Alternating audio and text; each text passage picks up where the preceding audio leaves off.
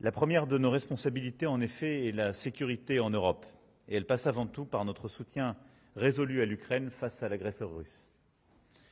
Avec l'Allemagne, nous allons continuer à travailler avec nos partenaires, avec les Américains et toutes les nations volontaires pour parvenir à un cessez-le-feu et créer les conditions d'une paix juste et durable, fondée sur des garanties de sécurité robustes pour l'Ukraine.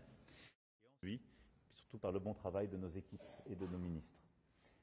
Merci d'être là. Nous soutenons l'implication américaine dans un processus de cessez-le-feu et son rôle essentiel dans la supervision. Sous l'égide des États-Unis. C'est quelque chose qu'on n'a pas forcément entendu en France. Je voulais savoir si c'était aussi une... Nous avons été aux côtés d'Israël le 7 octobre et condamné l'attaque terroriste du Hamas.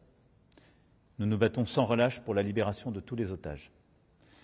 Mais aussi parce qu'Israël est une démocratie et parce que nous avons les principes qui sont les nôtres et parce que nous ne saurions avoir de double standard et être si engagés en Ukraine au principe du droit des peuples, justement à disposer de leur propre territoire et d'avoir leur souveraineté, ne saurions pas avoir de double standard quand il s'agit de Gaza. Et donc lutter contre un groupe terroriste qu'est le Hamas, oui, mais ne respecter aucune règle humanitaire et maintenir la situation à Gaza, non. Et cette situation est inacceptable. De même que les déplacements forcés de population sont une réponse inacceptable. Einzutreten, haben Sie dazu vielleicht heute auch schon was konkret vereinbart? Und Herr Präsident, welche deutsche Rolle würden Sie bei einem solchen Projekt sehen und wie schnell? Nous allons donc accélérer nos programmes franco-allemands, développer des capacités nouvelles et au-delà des chars, avions de combat, missiles de longue portée, nous allons mettre en place un conseil de défense et de sécurité franco-allemand qui se réunira régulièrement pour apporter des réponses opérationnelles à nos défis stratégiques communs. Dans des temps ô combien historiques, je suis très heureux que nous ayons l'opportunité de le faire ensemble. Enfin, avec Monsieur le Chancelier, nous partageons une conviction forte. Notre ambition pour l'Europe n'est possible que si l'Allemagne et la France se coordonnent sur leurs réformes économiques et sociales respectives pour faire converger nos modèles. Sur l'investissement, sur la défense, sur l'énergie, sur l'espace, je l'ai dit, nous allons travailler main dans la main.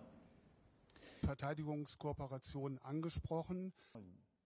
Et donc on veut avoir une synchronisation, donc on veut à la fois simplifier notre agenda, le réguler, et avoir diversifié nos partenariats économiques.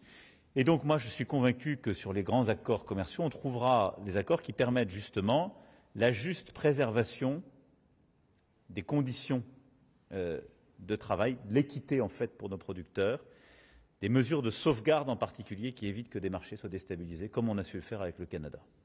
C'est-à-dire qu'il souhaitait la mise en place d'un cessez-le-feu durable. Et je pense que dans les défis qui seront les nôtres, on a à totalement repenser nos grands fondamentaux pour retrouver aussi une discussion internationale à la fois apaisée et qui soit bonne pour la prospérité européenne.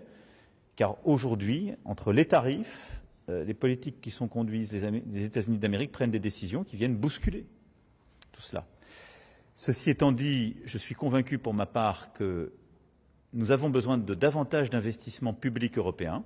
Ce sera au cœur des discussions pour le prochain cadre financier pluriannuel. Der französische Präsident hat angeboten, die französischen Atomwaffen für einen europäischen Nuklear... Merci infiniment, Monsieur le Chancelier. Merci beaucoup. Merci beaucoup.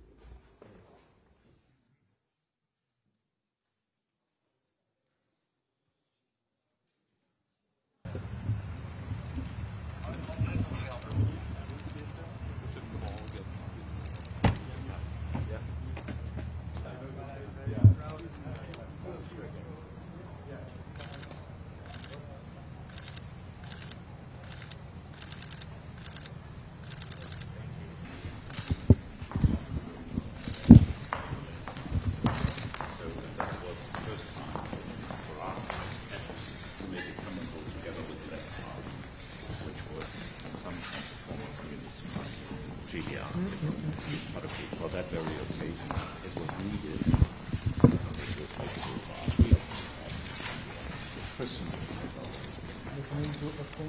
Yeah, that was all. I see. That was all.